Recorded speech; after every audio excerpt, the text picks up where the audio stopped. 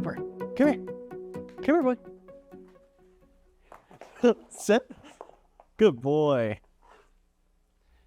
Do you want to make merch for your furry friends? Well, today I'm going to show you how to embroider collars using the Fast Clamp PRO with our new upgrade kit. Now we'll get our collar on the machine.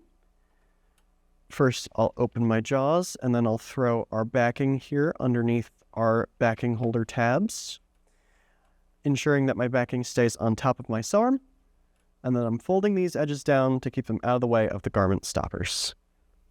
Now we'll grab our collar. I don't know if it shows up on camera, but I've put a little chalk mark on here to mark my center point.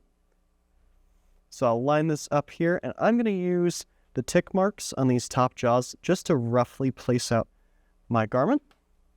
Once I'm happy with that position, I can go ahead and move my garment stoppers to meet the edge of my collar so I can lock this placement in for the next one.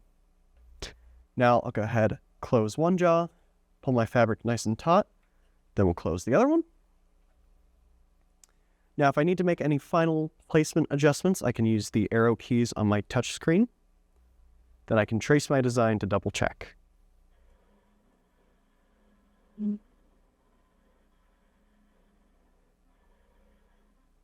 Now let's take a look at our settings. Since this is a pretty thick garment, I will bring my active feed minimum to around 10 points. I'm also going to drop my speed down just a little bit to around 950, just to be a little gentler with it. I've raised my presser foot up to about 4 clicks up from the bottom, and I've got a 7511 size needle in here. If this collar were any thicker, I'd consider maybe going up to an 8012, but for this project, the 7511 should be just fine.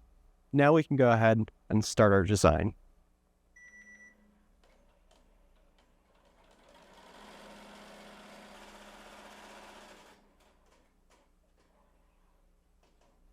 Now that our collar is done, we'll take this off the machine, rip off the backing. Here's the final product.